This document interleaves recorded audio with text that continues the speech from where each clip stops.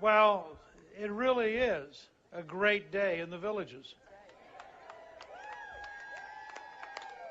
What an amazing crowd. Cliss and I are delighted to have a chance to be with you.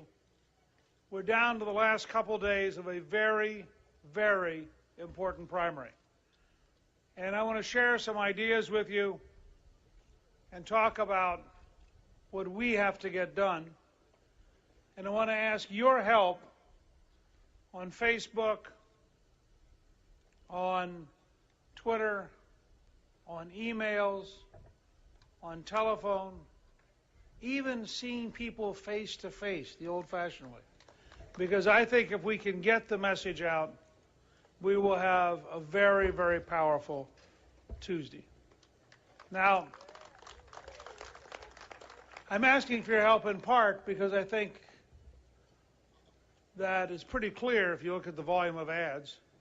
I have an opponent who has money power, and we need people power to offset money power. Now, I might ask, why does that matter? It matters because this is the most important election of your lifetime. 4 more years of Obama will be a total disaster for the United States of America. If with his unemployment, his deficits, his problems, he can get reelected, can you imagine how radical he would be in a second term? And that's why this campaign really, really matters. And it comes down to a question of who do we think can win, and how can you win? Now, in 1980, we were involved in a campaign like this, and it was clear that you needed a conservative who was a long way from Jimmy Carter in order to win, because you had to show the difference. And I would argue we tried a moderate in 1996, and they couldn't show the difference. We tried a moderate in 2008. They couldn't show the difference. If we're going to beat Obama, he's going to have $1 billion. And almost all of it's going to be spent negatively because he doesn't have any positive record to run on. And so, I mean, you know, he's gone from yes we can to why we couldn't as his theme.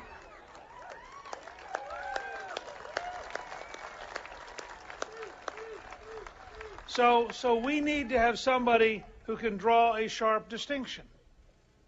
Now, Romney care and Obama care about this far apart. You can't make the difference.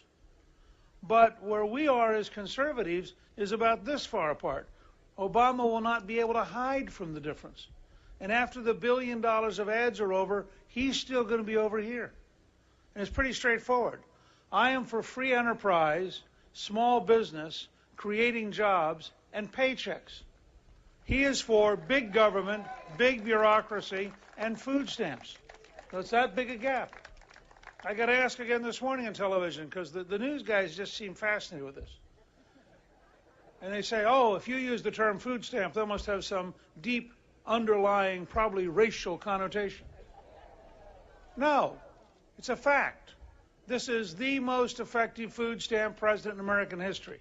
His policies of killing jobs have pushed more Americans onto food stamps than any president in American history.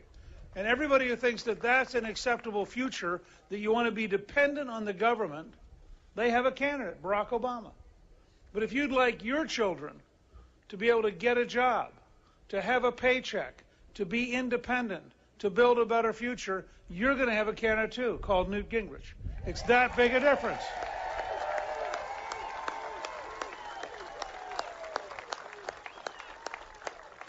You know, there's a big difference on core values. I believe in the Declaration of Independence. I believe in the Constitution. I believe in the Federalist Papers. Obama believes in the writings of Saul Alinsky and in the ideas of a European socialist bureaucratic system. It's that far apart. And let me be quite clear. I'm prepared to defend American exceptionalism. When he was asked in Europe, what do you think about American exceptionalism? He said, well, you know, the British probably think they're exceptional and the Greeks probably think they're exceptional. He didn't have a clue. American exceptionalism derives from the Declaration of Independence, which says we hold these truths to be self-evident. Very important concept, that there's truth in what we stand for. Not ideology, not philosophy, but an effort by the Founding Fathers to get to the very heart of what governs human beings. That all men are created equal. And remember, this was a very radical idea. Because in 1776, we were in a world of kings and czars and emperors. And here were these Americans saying, no, we're all created equal. The rule of law is for all of us. And then it says, we are endowed by our Creator with certain unalienable rights. Now, this is the heart of American exceptionalism.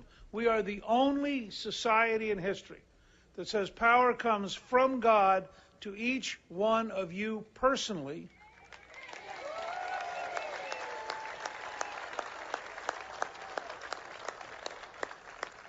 You are personally sovereign.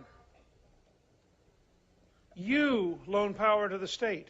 The state never loans power to you. That's why the Constitution begins, we, the people of the United States of America. It doesn't say we, the politicians, we, the lawyers, we, the bureaucrats. It says we, the people. Because in America, we define the contract of our government. And that's why when judges start behaving outside the Constitution, they're a threat to the very fabric of American society because they're violating that contract.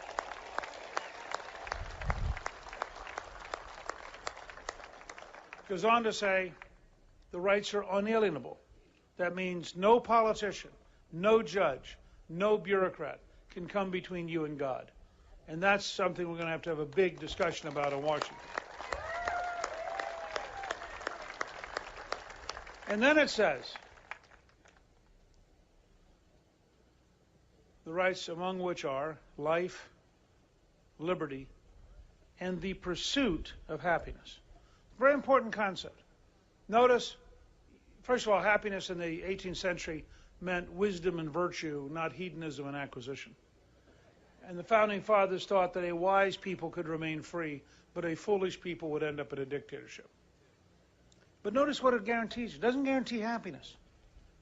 It guarantees the right to pursue, an active concept. So there's no provision for a federal Department of Happiness. There's no suggestion that we should have happiness stamps for the under-happy. And if you had said to the Founding Fathers that someday we'd have a president who'd say that he was going to take from the overly happy and redistribute to the underly happy,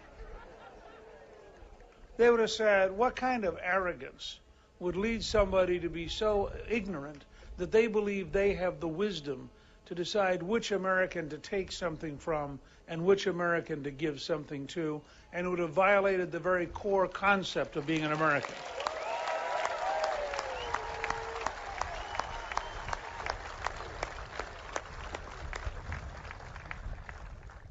Finally, in addition to economics, in addition to the core nature of America, there's a gap this big about how we approach the world. My dad was a career soldier in the infantry for 27 years. I think the world is dangerous, and I believe we need to be stronger than our potential enemies.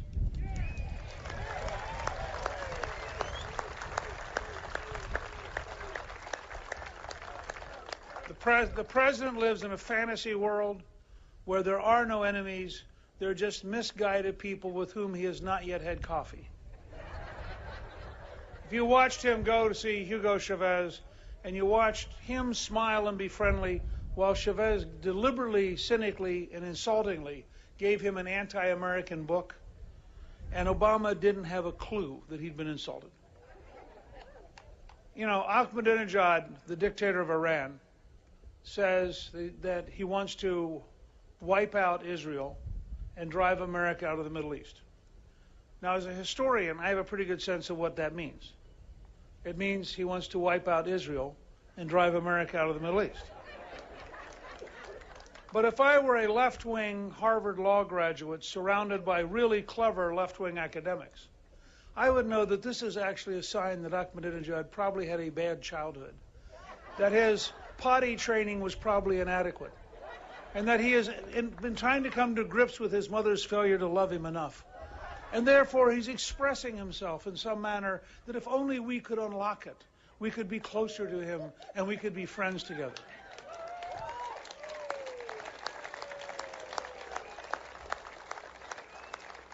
This is madness. And people need to take this seriously. Remember when, on 9/11, airplanes hit the World Trade Center and hit the Pentagon? And the next day, somebody in national security said, gee, we hadn't thought about the use of commercial airliners as a weapon. And I thought to myself, Tom Clancy wrote a novel about it 8 years earlier, in which a Boeing 747 goes into the Capitol. There is a complete failure of imagination among our elites. They can't get in their head the fact that if the Iranians get nuclear weapons, they don't have to fire a missile. They can just drive a boat into Jacksonville, or drive a boat into New York Harbor, or drive a boat into Long Beach. They can come across the border in a van. There are lots of ways to deliver nuclear weapons. We live in a world where if we're not careful, we're going to lose one or more American cities. We were shaken by 3,100 dead. A nuclear weapon could easily be 250,000 dead and 500,000 or more wounded. We have no preparation for something like this. And you have an administration which at every level is kidding itself. They're talking about cutting the defense budget dramatically. They're talking about weakening our intelligence capabilities. They consistently try to appease our enemies. They had a meeting of the Organization of Islamic Countries and the State Department to talk about how the government of the United States could censor those of us who would inappropriately say something that might be offensive to somebody who was Islamic. A concept which is astonishing. I mean, if I tell you that there are terrorists around the world plotting to kill us, and that they have one common characteristic. It isn't belonging to Rotary. And yet, when you listen to this administration, they have literally blocked every federal document from discussing honestly what threatens us. That's how big the gap is. But this is a president whose destructive patterns are almost beyond imagining. Just take one example. He recently vetoed the Keystone Pipeline. Now think about it. He did it to appease left-wing environmental extremists in San Francisco. But think about what we're up against. Here was an opportunity to have oil come from Canada through the United States to the largest petrochemical complex in the world in Houston, to provide jobs for the next 50 years, processing the oil and sending some of it through the ports overseas. So you get jobs at the ports, you get jobs at the refineries, you get jobs building the pipeline. Now, when he canceled all that, he weakened our energy supply, and he didn't stop the oil from getting out. Right now, the Canadians are looking seriously at a partnership with China to build the pipeline due west to Vancouver, never touching the United States. And if you'd said to me 3 or 4 years ago, imagine an American president so destructive that he forces Canada into a partnership with China because it's more reliable than the United States, I would have thought that was impossible. Now, it also goes against our deepest interest. We have both a national security and an economic interest in developing American energy. We want economically to keep the money at home to create jobs here. We want to develop the maximum amount of new oil and gas because that will drive down the price of gasoline, which has doubled under Barack Obama and is continuing to go up because he's so deeply anti-American energy. So you want an American energy program, first of all, just for your pocketbook. It creates jobs and it lowers the cost of gasoline. But there's a second reason. I want us to become completely independent of the Middle East because no American president